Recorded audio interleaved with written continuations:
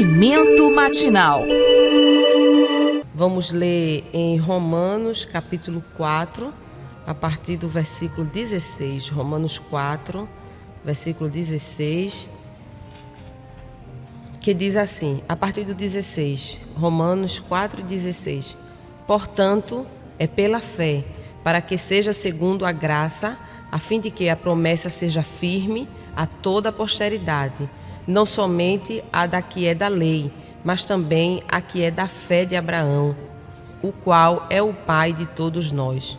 Como está escrito, por pai de muitas nações te constituí perante aquele no qual creio, a saber Deus, o qual vivifica os mortos e chama as coisas que não são como se já fossem, o qual em esperança que creu contra a esperança, que seria feito o pai de muitas nações, conforme o que lhe fora dito, assim será a tua descendência. Versículo 19. E não enfraqueceu na fé, nem atentou para o seu próprio corpo já amortecido, pois já era de quase 100 anos, nem tampouco para o amortecimento do ventre de Sara. E não duvidou da promessa de Deus por incredulidade, mas foi fortificado na fé, dando glória a Deus. Versículo 21. E estando certíssimo de que o que ele tinha prometido também era poderoso para o fazer. Amém, queridos? Esse texto bastante conhecido, mas muito forte, um texto poderoso da palavra de Deus. Toda a Bíblia, não é? É inspirada pelo nosso Deus e é poderosa em si mesma. Esse texto que nos fala de Abraão, não é? O pai da fé, como chamamos, o apóstolo Paulo chama o pai de todos nós, né? Todos que acreditam em Deus, que têm fé em Deus, ele diz que todos nós, que nós temos esse pai, né? O pai da fé, Abraão. E nesse texto aqui a gente conhece a história de Abraão, mas eu queria trazer em destaque o versículo 17, que diz assim: e chama as coisas que não são como se já fossem. Era justamente esse texto, ou esse recorte do texto que lemos, que eu queria chamar a atenção dos irmãos. Deus, ele chama as coisas que não são como se já fossem. E em outra versão diz assim, que Deus chama a existência aquilo que não existe, ou as coisas que não existem, depende aí da versão que você tiver, mas traz a mesma ideia para nós. Deus chama a existência as coisas que não existem, ou Deus chama as coisas que não são como se já fossem, que é o caso aqui da minha versão. E é sobre esse trecho, queridos, que eu gostaria de meditar junto com os irmãos, porque se pensarmos nessa frase que o apóstolo Paulo declara de forma poderosa, que Deus chama as coisas que não são como se já fossem, se olharmos para o versículo, no mesmo versículo, a parte A do versículo, ele diz que assim como está escrito, por pai de muitas nações te constituí. E no final do versículo, ele diz que Deus chama as coisas que não são como se já fossem. Então, estamos aqui diante de um homem que não tinha filhos, e quando ele veio ter o seu primeiro filho com a sua esposa Sara, ele tinha 100 anos, Sara tinha 90. Mas Deus chama Abraão, conforme Gênesis 12, a gente conhece a história, mas é importante repetir algumas informações, porque nós temos os novos convertidos, né, e algumas pessoas que também são nossos ouvintes, mas ainda não aceitaram Jesus, né, ainda não são crentes e talvez não conheçam bem a história de Abraão. Deus chama Abraão, está escrito em Gênesis capítulo 12, e o Senhor diz: sai da tua terra e da tua parentela, não é? E vai para a terra que eu te mostrarei. E no versículo 2, Deus começa a chamar Abraão de pai de uma nação. Ele diz assim: far-te-ei uma grande nação, e abençoar-te-ei, e engrandecerei o teu nome, e tu serás uma bênção. Então veja que aqui nesse tempo Abraão ainda era Abrão, não é? Deus depois muda o nome dele para Abraão. Mas aqui nesse texto Abraão, Deus chama Abraão e diz a ele: você sai da sua terra e eu vou lhe mostrar para a terra que você vai. E ele sai peregrinando, né, com o Senhor e sua esposa, mas ele não tinha filhos. E Deus diz a ele: e eu vou fazer de você uma grande nação. E conforme Romanos, conforme o apóstolo Paulo, que escreve aos Romanos, o Senhor diz para Abraão: por pai de muitas nações te constituí. Então veja que um homem que só era ele e a esposa, já avançado em idade, peregrina na terra, sem filhos, e o Senhor diz: eu vou te fazer de você uma grande nação, era algo que só pela fé mesmo que Abraão poderia crer. Não existia nenhuma condição, até porque eles já eram avançados de idade quando Deus chama Abraão, e ainda passou anos para que a promessa se cumprisse. E quando Abraão faz 100 anos, Sara faz 90, nasce Isaque. Então a grande nação que Deus prometeu a Abraão foi vista em apenas uma criança, que no caso era Isaque.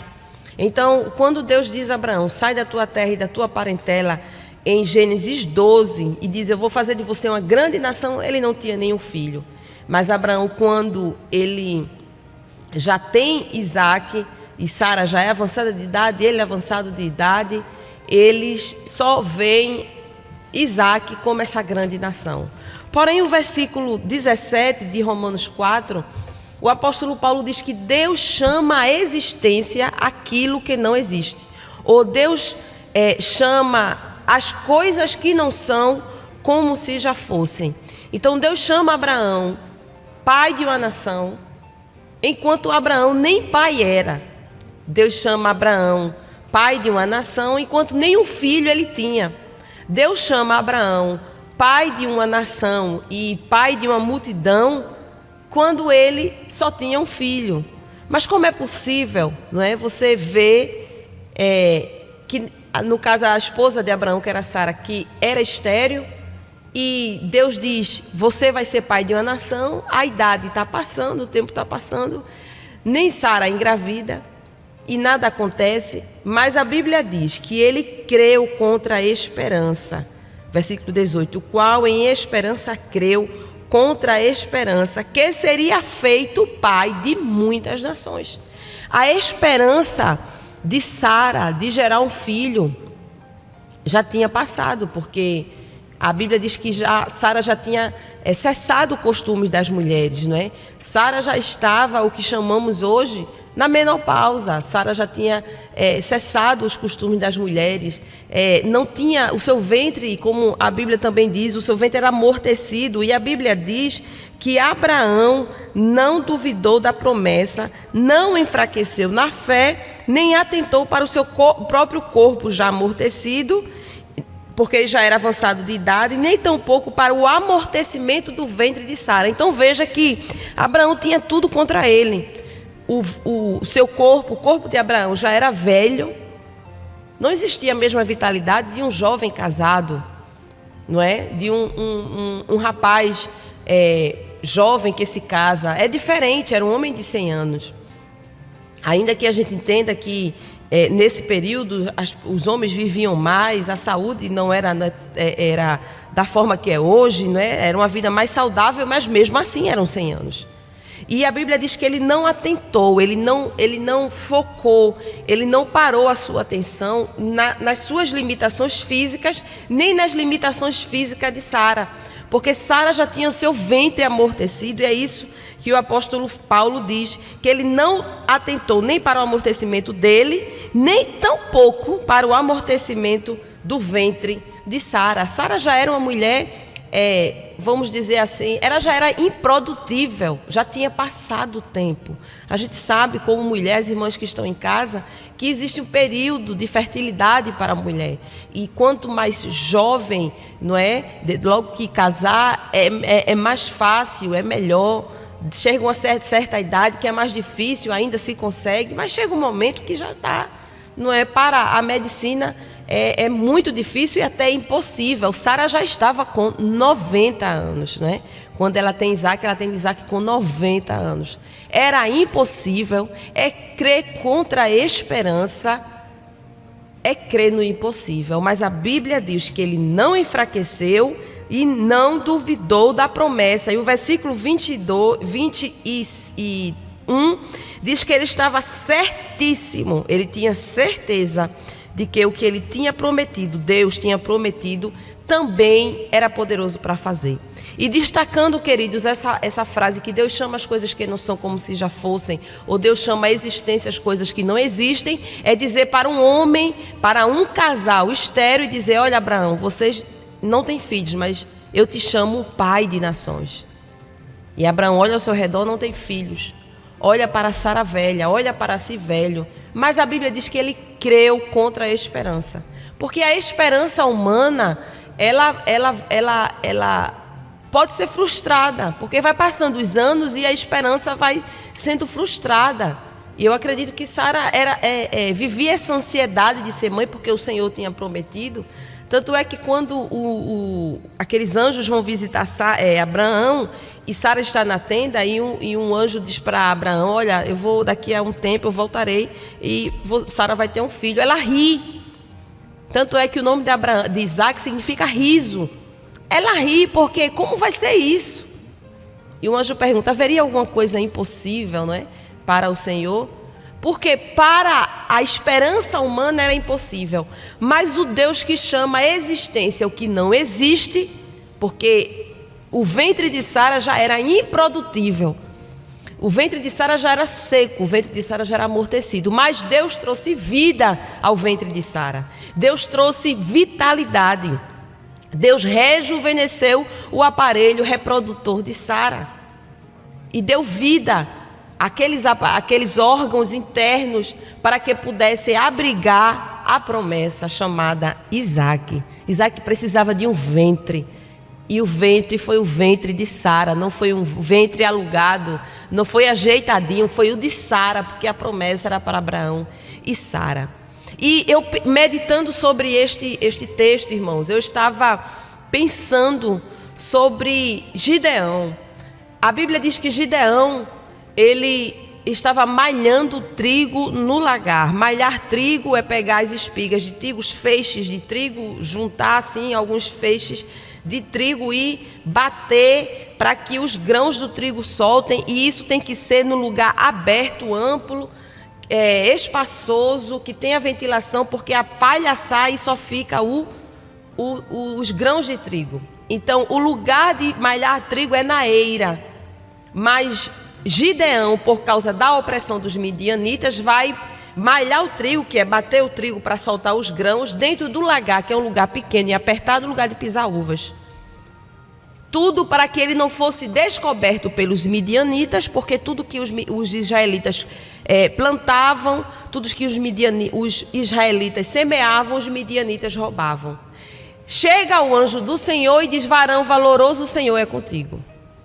E Gideão fica, não é? Como assim? Que saudação é essa? Varão valoroso, o Senhor é contigo. Porque Deus viu em Gideão um homem de coragem, um homem valoroso, um homem corajoso que poderia liderar aquela guerra contra os midianitas. Mas para a lógica humana, um homem que está escondido talvez não é corajoso, é medroso. E até para Gideão foi surpresa para ele ouvir aquela saudação de um anjo: homem corajoso, varão valoroso, o Senhor é contigo. Mas o Deus que chama as coisas à existência, o Deus que chama as coisas que não existem como se já fossem, Deus diz para Gideão: você é corajoso. E ele diz: Senhor, mas o que aconteceu aqui conosco? Como é que é essa situação com os midianitas? Eles estão nos oprimindo e está difícil. É como se... Eu fico imaginando que Gideão disse assim: como é que o anjo me chama dessa forma, na situação opressora que estamos vivendo? Veja o que diz o versículo 13 do capítulo 6 de Juízes. Mas Gideão lhe respondeu: ai, Senhor meu, se o Senhor é conosco, porque tudo isto nos sobreveio, e que é feito de todas as tuas maravilhas que os nossos pais nos contaram. Então Gideão fica dizendo: se o anjo diz: o Senhor é com você, varão corajoso, varão valoroso. Ele diz: se o Senhor é conosco, o que é feito de todas as maravilhas que tu fizeste? Nossos pais nos contavam muita coisa que o Senhor fez por nós, como teu povo, e agora isso está acontecendo conosco. E a Bíblia diz que o Senhor diz para ele: vai nessa tua força e livrarás a Israel das mãos dos midianitas. O homem que estava fazendo a sua atividade para sustento de sua família no lugar apertado, pequeno e escondido, alguém poderia dizer: ele é medroso, ele poderia enfrentar os opressores, ele poderia ir para a eira, lugar aberto, exposto, e malhar o trigo e nem se preocupar se ele fosse corajoso. Ele estava escondido. Mas o Deus que chama à existência as coisas que não existem, diz a Gideão: você é um homem corajoso. Então, queridos, Deus, ele tem uma visão nossa diferente de nós mesmos, ainda que a gente pense algo sobre nós e muitas vezes nosso pensamento é depreciativo. Deus olha para nós e olha para o potencial que ele colocou em nós, porque tudo que somos e que temos não é nosso, é tudo emprestado, é dele. Então nunca pense que você é corajoso, que você é corajosa, que você é capaz, que você é próspero por você mesmo.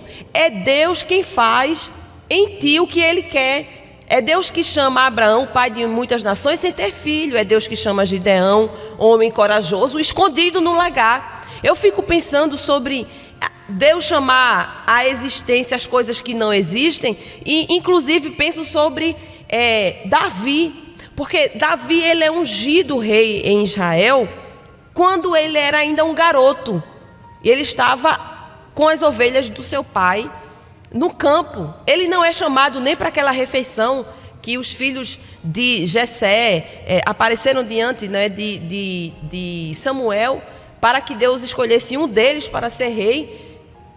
Ele nem foi chamado, mas o chamado não era para os outros filhos de Jessé, que tinham porte de rei, que eram homens de guerra. Era para Davi, que estava por trás das ovelhas ou com as ovelhas, cheirando a ovelha, matando o seu urso, o seu leão, o que aparecesse para prejudicar ali o seu trabalho. Ele estava disposto a tomar uma atitude. E Deus diz assim a Samuel: vai à casa de Jessé, o belemita, porque dos seus filhos eu tenho me provido um rei. Mas na visão humana não seria Davi, seria Eliabe, seria Abinadab, seria um deles, Samar, mas não seria Davi. Mas o Deus que chama à existência as coisas que não existem, Deus chama um pastor de ovelhas de rei, ainda que ele não fosse rei naquele momento, mas Deus diz: esse é o rei de Israel, é o próximo rei de Israel. E aquele homem se tornou aquele rapazinho, aquele jovem, como a Bíblia diz, sisudo em palavras, de gentil presença. Não é isso? Os empregados de Saúl disseram: tem um rapaz aí, de sisudo de palavras, de gentil presença, que sabe tocar. Ele é filho de Jessé, o belemita, quando Saúl estava sendo afligido por aquele espírito maligno.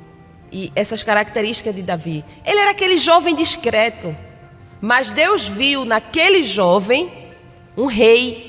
E o rei segundo o coração de Deus, o homem segundo o coração de Deus. Então veja que para Jessé, para seus irmãos,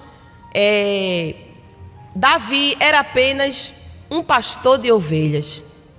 Mas para Deus, Davi era um rei, um homem segundo o seu coração.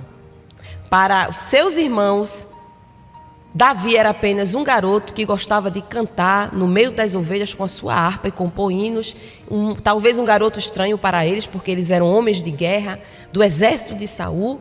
Mas para Deus, aquele garoto que ficava no campo, cuidando das ovelhas, aquele garoto simples, era o próximo rei de Israel. Porque Deus chama à existência as coisas que não existem. Deus chama um garoto de rei. Deus chama um homem que está malhando trigo escondido de varão corajoso. Deus chama um homem que não tem nenhum filho, já é velho, de pai de nações. Veja que José também, nesse mesmo pensamento, Deus dá sonhos a José, e tanto os feixes de trigo, quanto a lua, as estrelas e o sol, as estrelas e a lua se curvam, né, perante José, ou perante o feixe de trigo de José, aquele sonho que os irmãos conhecem. Deus está destacando José, um dos filhos mais novos, o penúltimo filho de Jacó, um menino que não poderia ter nenhum tipo de liderança, porque Rúben era o mais velho, era o primogênito, a liderança estava com Rúben até aquele momento. Deus, ele muda a ordem das coisas e faz com que aquele garoto também, porque ele era garoto, ele era muito jovem, adolescente, o final da adolescência é basicamente essa idade. Deus faz com que José tenha uma visão. Deus mostra a José que o que ele estava vendo ali não era algo normal, não era algo corriqueiro, não era algo ordinário, mas estava no campo do extraordinário, estava no campo do que não era corriqueiro, estava no campo do milagre. Deus ia levantar José entre seus irmãos numa posição de autoridade e liderança, porque Deus chama as coisas que não são como se já fossem, porque Deus chama à existência as coisas que não existem. Aqueles sonhos, né, que na verdade eram visões que Deus dava a José, os feixes dos seus irmãos se curvavam perante o feixe de trigo de José. E foi exatamente isso que aconteceu no Egito. Quando seus irmãos vão comprar comida no momento de seca extrema que houve, não é, naquela região que atingiu o Egito e toda a Palestina, eles se curvam diante do seu irmão. Então, o feixe de trigo representando José estava em pé, recebendo aquela honra dos seus irmãos. E seus irmãos não aceitam aquela visão. Porém, o Deus que chama à existência as coisas que não existem, já tinha constituído na sua presciência José como um homem de autoridade sobre seus irmãos. Então, queridos, eu não sei se você está entendendo o pensamento ou a palavra nesta manhã, mas o que queremos trazer para os irmãos aqui nesta manhã é que muitas vezes nós temos pensamentos sobre nós mesmos, pensamentos depreciativos, pensamentos pequenos, pensamentos que diminuem a nós mesmos, de incapacidade. E Deus, ele não vê como vê o homem, como ele disse a Samuel.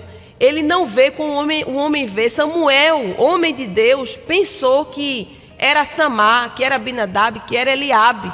Deus disse, é o pastor de ovelhas, é o que está lá no campo, com cheiro de ovelha, cuidando das ovelhas, que é o próximo rei. Não são esses que parecem, que têm porte de rei. Deus poderia levantar entre os israelitas uma pessoa que fosse mais, talvez desinibida, uma pessoa que talvez fosse diferente. Deus chama a Gideão de homem corajoso.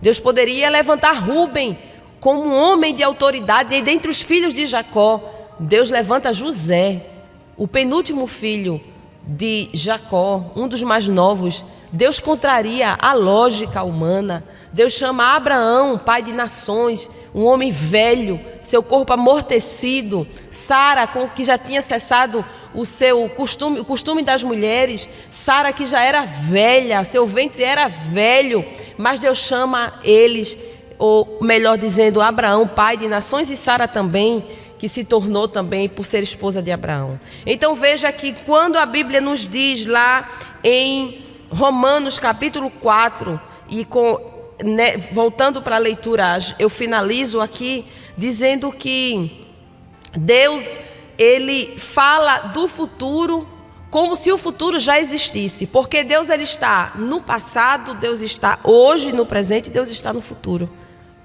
Ele não vai chegar no futuro. Deus, ele já sabe o que vai acontecer. Deus já sabia que Abraão seria pai de nações, porque Deus sabia que nasceria Isaac, de Isaac nasceria Jacó, de Jacó nasceria os 12 filhos dele, de Jacó. Deus sabia que os 12 filhos seriam 12 tribos, e aí começaria a nação de Israel. Deus chama Gideão, varão valoroso, porque Deus sabia que era Gideão que iria liderar aquela guerra contra os midianitas. Deus faz com que Samuel unja Davi como rei, mesmo sendo um pastor de ovelhas. Deus dá uma visão a José, sendo desprezado pelos irmãos, mostrando para ele: você é desprezado, mas vai chegar um dia que teus irmãos vão se curvar perante ti. Então, o Deus que chama a existência o que não existe é o Deus que acontece, que o salmista, que o profeta Isaías diz no Isaías 46:10. Isaías diz assim no versículo 10: que anuncio o fim desde o princípio, desde a antiguidade. As coisas que ainda não sucederam, que digo, o meu conselho será firme e farei toda a minha vontade. As coisas que ainda não aconteceram, eu já anuncio desde o princípio. Veja o Deus que servimos. O nosso Deus, queridos, não é um Deus feito por mãos humanas, feito de pedra, feito de material perecível, feito de madeira. O nosso Deus subsiste eternamente e na sua presciência Ele chama o homem velho pai de nações. Na sua presciência Ele chama o homem que está escondido de varão valoroso. Na sua presciência Ele chama o menino desprezado como líder dos seus irmãos. Na sua presciência Ele chama o pastor de ovelha como rei. Porque Deus chama as coisas que não existem como se já fossem. A Bíblia diz, nesse livro mesmo de Romanos, na carta de Paulo aos Romanos, no capítulo 8, a Bíblia diz que somos mais do que vencedores em Cristo Jesus, versículo 37. Mas em todas essas coisas somos mais do que vencedores por aquele que nos amou. Somos vencedores, mas muitas vezes não estamos vencendo a batalha. Somos vencedores, mas muitas vezes não sentimos que estamos vencendo, não é verdade? Mas Deus diz: você é vencedor, ainda que a batalha ainda não tenha findado. Você já ganhou, você já venceu. Porque em todas estas coisas, Paulo diz aos Romanos, somos mais do que vencedores. Não é por nossa força, não é por nossa capacidade, mas é porque Deus, Ele chama as coisas que não existem como se já fossem. Então ela está ainda batalhando, ele está ainda no processo, mas eu já chamo ele de vencedor, eu já chamo ela de vencedora. Então, voltando para os exemplos, ele é só um menino entre as ovelhas, mas eu já me provi de um rei perante os filhos de Jessé. Esse daí vai ser o rei. Deus, na sua presciência, vê um garoto como rei. A gente muitas vezes olha, a gente despreza, a gente diz que não tem condição, mas Deus, o Deus que anuncia o fim desde o começo, Ele tem uma visão muito diferenciada.